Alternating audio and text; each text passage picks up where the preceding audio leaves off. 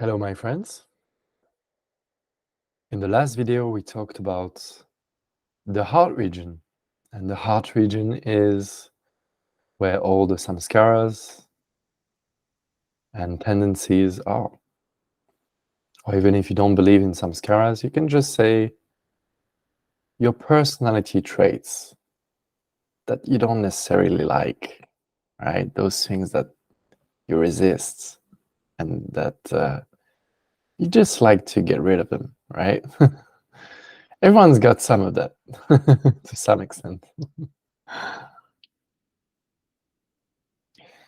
So when those samskaras are cleaned and cleared, we can go to the next step, so to speak, and actually meditate, because cleaning the samskaras and the heart region is not yet meditation. It's still a subtle form of manipulating our experience, because we're trying to, get rid of those samskaras, and it's needed, for sure, it is, right? But it's more the beginning of the journey, so to speak. So once those samskaras are clean, what happens? You can rest as awareness and learn to meditate properly in the right manner. And most people, unfortunately, don't know how to meditate properly. And we spend years, if not decades, meditating in the wrong way, leading nowhere because we don't know how to do it. So this video will provide a step-by-step process, so to speak, on how to meditate properly, right? Given by a Zen master whose name is Adyashanti, who is a long-term meditator, 40 years of experience that you can trust. I can guarantee that. Okay. So meditation in itself is very simple. He says it has no direction or goal. That's a big disappointment, usually for the spiritual seeker looking for some results. All of these results, mind-oriented kind of practices, or even energetic kind of practices, like Kundalini, all of that, must be left behind at this point of the journey, so that you can have a more mature and embodied practice of awareness, because meditation in its purest and most simple form, and don't forget, best practices are always the most simple practices. And meditation in its purest form is simply resting as awareness. That's all.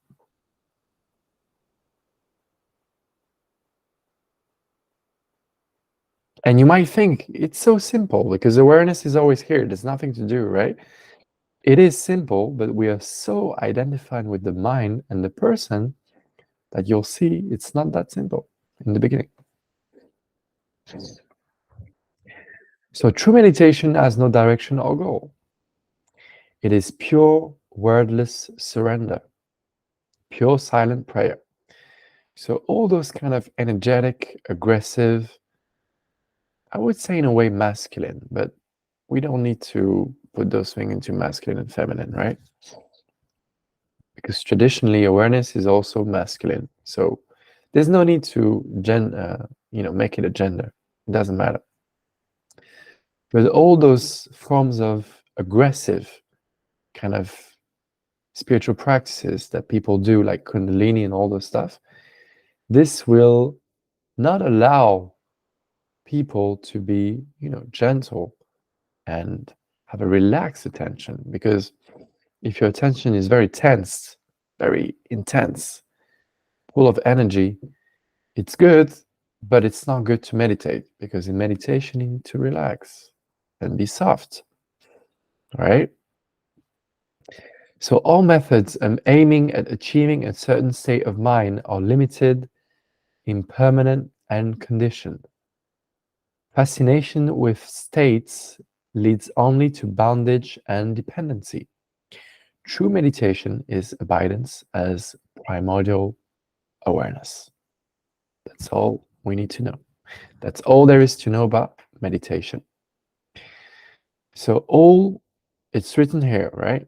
All methods aiming at achieving a certain state of mind are limited, impermanent, and conditioned. So we talked about cleaning the heart region, and from this perspective, it is a conditioned practice.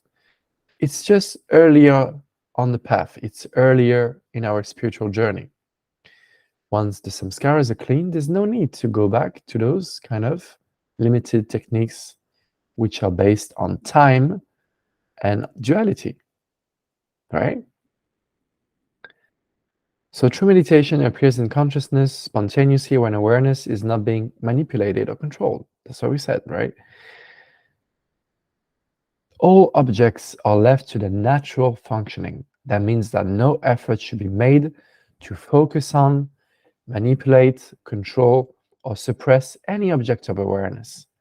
In true meditation, the emphasis is on being awareness itself, not being aware of objects, but on resting as primordial awareness itself.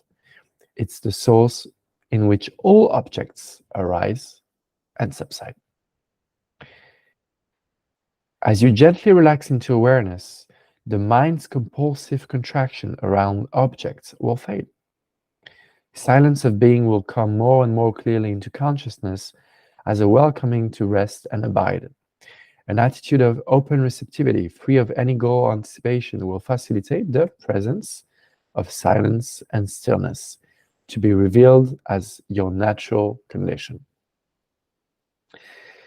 As you rest into stillness more profoundly, awareness becomes free of the mind's compulsive control, contractions, and identifications. Awareness naturally returns to its non-state of absolute and manifest potential, the silent abyss beyond all knowing. So, right, it's all written here, and I'll write in the description below the link to true meditation practices that you can download and practice. Because don't forget, meditation is a practice, and just like anything, you need practice to be good at it, so to speak. You need to practice to go beyond practice. And being aware of awareness is a natural practice that you can do, even when you're at work, when you're with your wife or your husband or your children, whatever. You can always stay here, stay present, stay as awareness.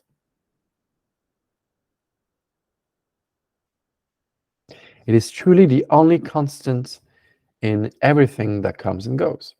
Or as Ramana used to say, the very simple and beautiful pointer, which is if you just keep that in mind and don't read any other spiritual literature, that's all there is to it, right? Let what comes come. Let what goes go.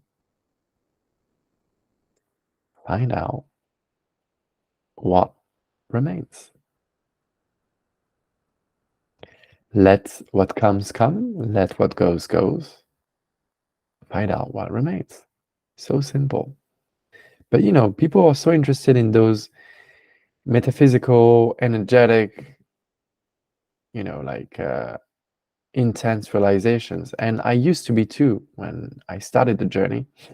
But the truth is, the simpler it is, the more you can trust it. The more complicated it is, just don't get into those stuff. Just stay simple, stay pure. Just be awareness. So what is awareness? Nobody knows. Awareness is a mystery because awareness is not any object that you can find, but it's also all the objects. So it's not nothing, it's not everything, it's both. And it's also prior to both. Because you're still aware of that, right? When there is nothing, close your eyes. Okay, I'm nothing. I see when I close my eyes, there's nothing, so I'm nothing, right? Logical conclusion. But hey, you're still aware of nothing, So you must exist prior to that. Just like when you're sleeping, there's nothing. In deep sleep, there's nothing.